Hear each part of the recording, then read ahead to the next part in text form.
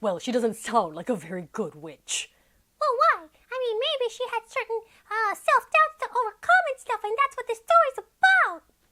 Who are you, and why are you here? I'm Pink Bear, and I live here. I don't speak to bears. Ugh. Ah. Oh, hello, kid. It's the witch who was afraid of witches. And we already know Maleficent doesn't approve, but frankly, she never really does. Oh, a table of contents, 5 chapters. How long is this book? Here we go. Chapter 1, The Witch Sisters. Wendy was the youngest witch in her family. It must be that one. She had the weakest witch power, and she was afraid of witches. Older, bossy, mean witches like her 2 sisters. Da, da, da. Look at that. They must be mean. This one's holding up a jar of frog toes. Her oldest sister, Polly, knew everything. She knew where to get the best sassafras wood for broomsticks and the best frog's toes for witches' brews, and she knew the best books for witches' spells, too. One day, Polly was going to the sassafras grove. "Take me with you," Wendy begged. Polly said, "You're too young. You don't even have the right kind of wood in your broomstick. You don't know anything, and you'll never learn." Well, no wonder he doesn't like witches. That one's pretty mean. Wendy's middle sister, Wog, ooh, I like that name, Wog, knew how to do everything best. She flew the fastest of any witch in the valley and cackled the loudest. She cackled, "I'll get you." And she really got you. And she used her most frightening voice to make her spells work the best. "Teach me how to say spells in that frightening voice," Wendy begged. But Wog said, "Your voice is too weak. You don't even know how to cackle." Ah! Wendy didn't even try to learn spells. They wouldn't work because, frankly, she did not have a frightening voice. At night, Wendy's sisters had parties. Wendy sat at the top of the stairs, listening to the cackles of witch laughter. She wished she could join in. Sometimes Polly saw her and shouted, "Spying again? Off with you! It's past your bedtime!" And Wendy crept into her cold bed, hugging her broomstick. She was afraid of the dark, afraid of witches. Sometimes she tried to make up a spell to put on her sisters, but, well, here's the catch. She needed them to tell her the right words. "At least I have you," Wendy said to her broomstick.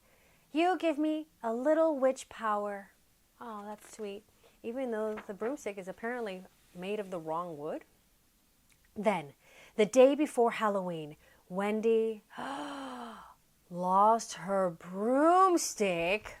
Oh, she's a terrible witch. Oh, can't stand this story. Well, neither of her sisters would give her another. "It serves you right," they said.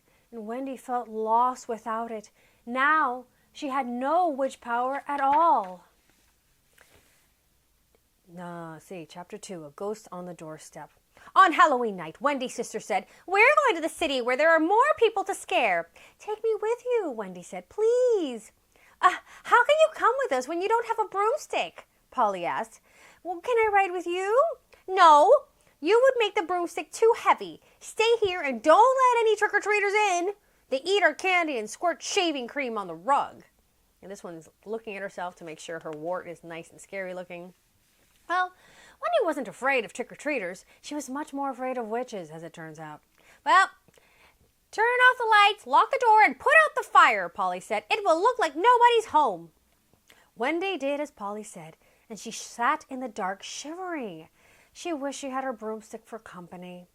Suddenly, there was a knock on the door. "Trick or treat!" shouted a voice. Wendy called, "There's nobody home." Somebody should have told her not to say anything at all. "You're home," said a ghost on the doorstep. "Well, I'm nobody." "Well, is that what you are for Halloween?" asked the ghost. "Are you nobody?" "Yes, but I'm dressed as a witch." "Why don't you come trick-or-treating with me?" asked the ghost. "I'm Roger, and my best friend Billy went trick-or-treating with his other best friend. Let's follow them and scare them." "Oh, Oh, that sounds good to me. Though I'm not very good at scaring people. Mostly I'm scared of witches. Oh, you'll catch on, said Roger. You just go woo, woo, woo. Hey, Roger knows how to scare people. That's how ghosts go, Wendy said. Witches cackle like this. Ha ha ha, I'll get you. Very good, said Roger. You sound like a real witch. Do I? I never thought I could cackle before, but I can't be a real witch without a broomstick. I lost mine. Oh, if that's all you need, we have an old one at home. Come on, said Roger. What a good ghost. Chapter 3, At Roger's House. They walked up a hill to Roger's house. Roger's mom gave Wendy a hot chocolate and a candied apple and a broomstick. Yes. Roger said, Get on, let's see you ride. Well, I'm not good at riding broomsticks. She was afraid to try. I have no witch power. Well, take the broomstick anyway, he said. Can I just pause a moment to say, that looks delicious. And I'm going to have to buy like 10,000 candied apples after reading Halloween stories that only have candied apples in them. Okay, we go on. Wendy took the broomstick, but look what happened. She didn't sit on it. The old kitchen broomstick wouldn't give her any witch power. Well, go on, sit on it, Roger said. It's fun. Okay, Wendy said. After all, Roger didn't expect her to do anything but pretend and have fun. So she sat on the broomstick and said, Hey, hey, hey, I'll get you. And then she gave a little jump.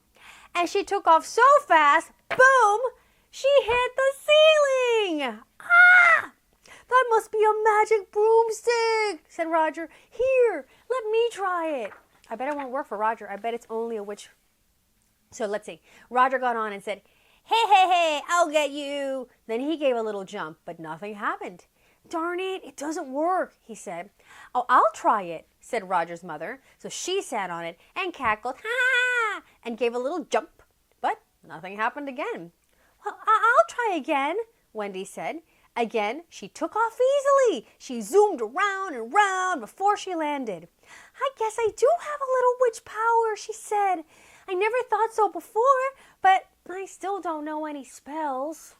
Well, she's having a good night, so maybe this is a good spell night as well. Then, well, make one up, Roger said. You're magic.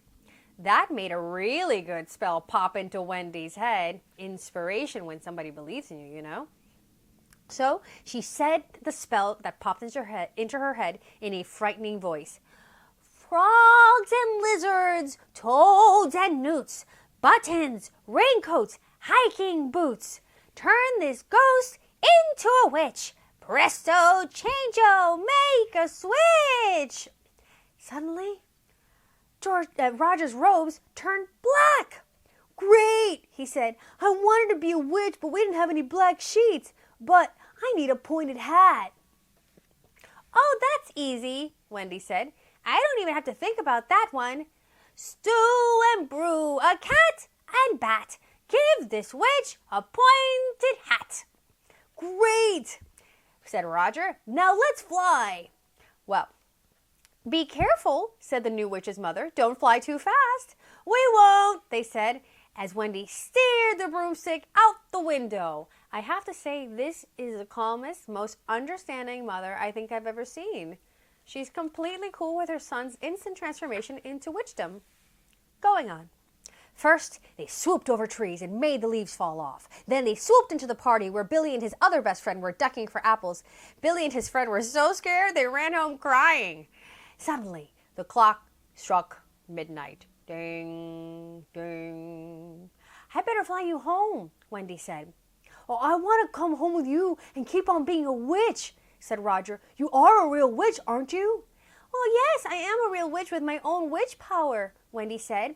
I just found that out, and you helped. But I have to turn you back into a ghost and take you home. Your mother would miss you. Well, that's a very sensible position to take. His mother would miss him terribly. All right. Here comes the spell. Boiled figs and toasted toast. Turn this witch back to a ghost. Poof! Wow, Roger said. Thanks, and you can keep the broomstick. Thanks a lot, said Wendy. See you next Halloween. Wendy flew home and went to sleep without worrying about witches. She wasn't afraid of witches anymore. Look, that's because she found her own witch power. Chapter 4, 2 Strong Spells. Wendy woke up. It was still dark outside and her sisters weren't home yet. It's far too late for them to be out, she said. They may be older, but they have no sense. I will have to teach them a thing or two. She took her time, making up 2 spells. They weren't as fancy as the spells her sister Polly found in books, but Wendy knew they had special power because they were her own. Snakes and cakes and pumpkin pie. Oldest sister, you can't fly. Salt and pepper, bouncing ball. Middle sister, you will fall. Oh dear, Wendy said. I forgot to say the spells in a really frightening voice. I hope they work. An hour later, her sisters came limping home. Oh, my aching back. Oh, my tired ankles. Wendy's spells had worked. The strangest thing happened, Polly said. All of a sudden, I couldn't take off. My broomstick was too heavy. I took off, Wog said, but the wind blew my broomstick away. My broomstick blew away too, Polly said. We had to walk. Ow, my feet hurt, Wog said. I feel funny all over, as if I had lost my witch power. Now I know how you feel without your broomstick. Well, that's over now, Wendy said. I found a pretty good broomstick. Well, that's just an old kitchen broomstick, Polly said. Well, it works for me, Wendy said. It couldn't possibly, said Polly. Polly got on, but she couldn't take off. I knew it was no good, she said. Wog got on, but she couldn't take off either. But then Wendy got on and said, "Ha ha ha, I'll get you," in her own voice. Then she gave a little jump. Wendy zoomed out the window and back in. She'd flown faster than her sisters ever had. What? How can it be? Polly asked. I thought I knew everything. That broomstick isn't even made of sassafras. How can it be? Wog asked. I thought I knew how to do everything best. Wendy didn't even use a frightening voice. Wendy felt sorry for her sisters. You're probably tired, she said. Get a good sleep, and tomorrow you'll be able to fly.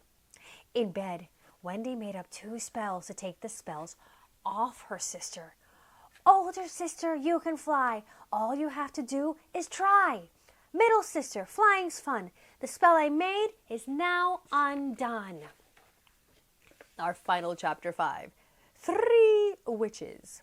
The next day, they went to the sassafras grove to cut 2 sticks for brooms. This one is best, Polly said. Now I'll be able to fly again. And she did. Wog found another stick. She sat on it and said, "Mumble, mumble, tumble, tumble," in a frightening voice. Now I'll be able to fly again. And she did. Wendy took off too on her old kitchen broomstick. Wendy never told them about her spells. It was enough to know that her older sisters thought she knew everything, but didn't. And that her middle sister thought she knew how to do everything best, but did not. And she never told them that she had found her own special witch power. She didn't have to. They knew she was different, and they treated her differently, just like one of them.